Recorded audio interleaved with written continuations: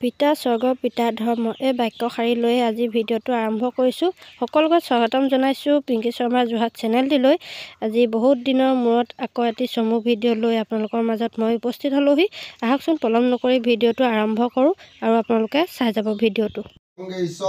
যমুনা শৈব গোদাবৰী সৰস্বতী নমন্দে সিন্ধু কাবেৰী জলে অস্মিত ইতু ভব। এনেকৈ গংগা দেৱী ইহাগস্য ইহাগস্য ইহাগস্য ইহতিস্য ইহতিস্য ইহতিস্য ইহসন্মুখী ইহসন্মুখী ইহসন্মুখী ইতা ভব। আসমন্ত কৰম ভূৎস ভূৎস। আৰু আজি ভিডিঅ'টো কিহৰ হ'বলৈ গৈ আছে নিশ্চয় আপোনালোকে থাম্বনেইলখন দেখি গমেই পাইছে বোধহয়।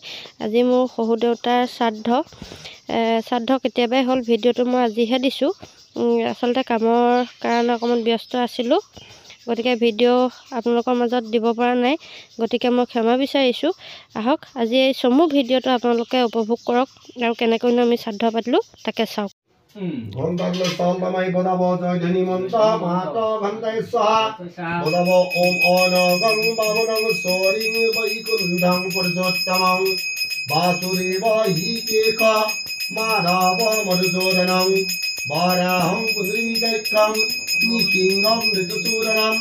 দামোদরং পদ্মনাভং কেশবং গুরুদ্দম গোবিন্দ অচ্যুত কৃষ্ণ অনন্ত অপরাজিতম অধিক্ষজং জগন্নাথং স্বর্গস্থিতাকারণ্যম অনাদি নিগুণং বিষ্ণু ত্রিলোকেশং ত্রিবিক্রমং নারায়ণং চতুর্বাহু।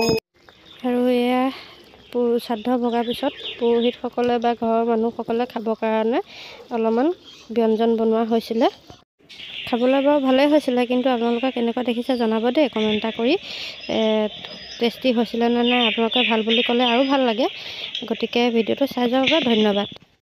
আৰু এইফালে এয়া ৰঙালাও ভাজিছিলোঁ পুৰোহিতৰ কাৰণে, যিটো খোৱাৰ ব্যৱস্থা আছিলে সেইখিনিৰ কাৰণে। আমি চাওকচোন বাৰু কেনেকুৱা হৈছেনো ক'ব। আৰু এটা বিশেষ কথা আপোনালোকৰ আগত আলোচনা কৰিবলৈ আছে, যিহেতু অতি চমুকৈ অহা মাৰ্চ মাহৰ 10 তাৰিখে শিৱসাগৰ জিলাৰ তলাতল ঘৰৰ প্ৰাংগণত এখনি নপুৰণি ইউটিউবাৰসকলৰ মিটআপ আয়োজন কৰা হৈছে। শিৱসাগৰ তলাতল ঘৰত এখন ছ'চিয়েল মিডিয়া ক্ৰিয়েটৰসকলৰ মিটআপ এখন পতা হৈছে। আৰু ইয়াত আহ্বায়ক হিচাপে পিংকি বৌ আছে, চন্দন আছে, পাপু, দীপু, ৰূপজ্যোতি আছে। তেওঁলোকৰ সহযোগত মিটআপখন হৈ উঠিব। আৰু তেওঁলোকে ডেটটো লৈছে মাৰ্চৰ 10 তাৰিখ।